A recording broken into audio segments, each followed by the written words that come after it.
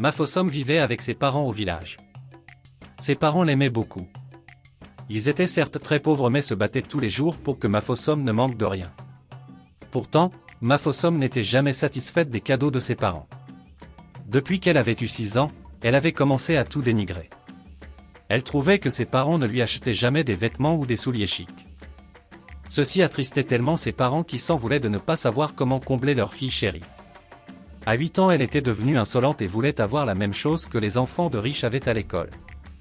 Parfois elle demandait à sa maman de retourner certains objets au marché. Son comportement avait poussé sa grand-mère à aller consulter les marabouts. C'est grâce à cette consultation du marabout que la famille avait été informée que Mafosom avait été maraboutée bébé.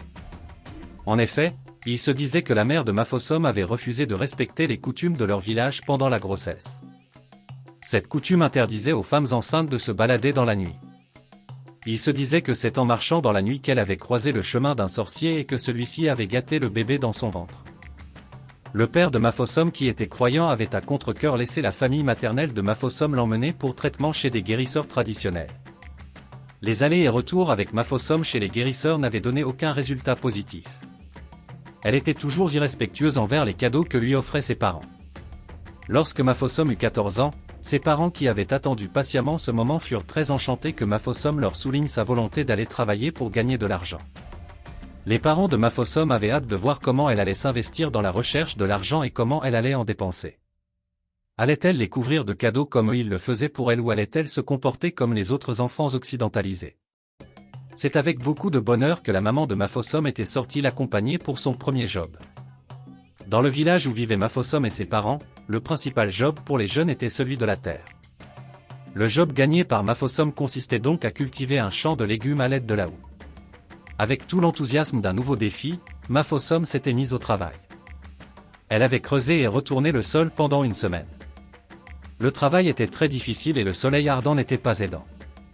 C'est donc avec un soupir de soulagement que Mafosom avait vu la journée du samedi s'achever. Elle avait surtout été contente de recevoir le fruit de son dur labeur. Elle allait pouvoir faire un tour au marché le lendemain.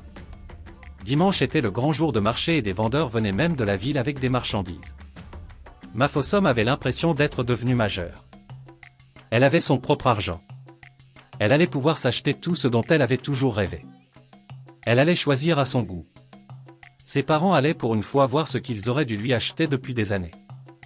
Mafosom ne parvint pas à dormir le samedi nuit, tellement elle avait hâte d'aller au marché. Avant que le coq ne chante au petit matin, elle était déjà debout et prête pour le marché. Ses parents étaient aussi très enthousiastes et avaient hâte de voir ce que Mafosom allait acheter avec son argent. Lorsqu'ils arrivèrent au marché, Mafosom se dirigea vers le petit magasin de vêtements et de chaussures du marché. Elle trouva une très belle robe. Il y avait également une très belle chaussure comme celle qu'une de ses amies portait pour aller prier. Elle hésita entre la chaussure et la robe et finalement se décida à prendre les deux. Elle se mit à compter son argent sur le comptoir. La robe coûtait 600 francs et les chaussures 800 francs. Lorsque le vendeur donna le prix à Mafosom, celle-ci fut très attristée.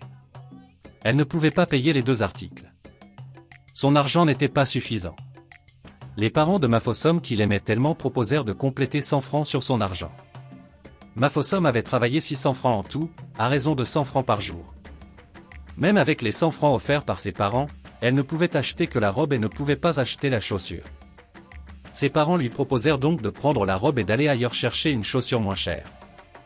Lorsque le vendeur voulut encaisser l'argent pour remettre la robe à Mafosom, celle-ci émit un soupir et se retourna vers ses parents. Elle déclara, une semaine de dur labeur, dans la poussière et sous le soleil, tout ça juste pour une robe à porter uniquement certains dimanches. Non, ce n'est pas possible. C'est comme gaspiller tout mon travail. Je ne peux pas faire ça. Mafosom refusa ainsi d'acheter cette robe et demanda à sa maman de l'emmener dans les endroits où elle achetait souvent ses vêtements. Sa maman la conduisit vers les articles peu chers. Il s'agissait pour l'essentiel d'articles de friperie. Mafosom se rendit compte que même dans la friperie son argent n'allait pas lui acheter beaucoup d'articles. Elle annonça à sa mère qu'elle avait décidé d'épargner une partie de son argent durement gagné. C'est donc ainsi que Mafosom acheta juste quelques items et décida au grand bonheur de ses parents, d'épargner une partie de l'argent.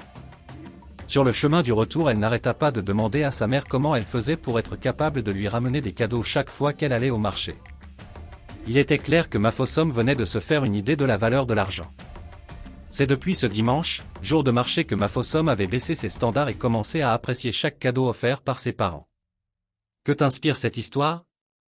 Crois-tu vraiment que Mafosom avait été gâtée par un sorcier dans le ventre de sa mère? Si oui, qu'est-ce qui peut expliquer qu'elle semble guérie à la fin? Pour les adultes, on le dit souvent que l'homme est un être en situation. Mais toi, le jeune enfant qui écoute cette histoire, il est important que tu apprennes à apprécier chaque effort que tes parents consentent pour te faire plaisir et t'élever.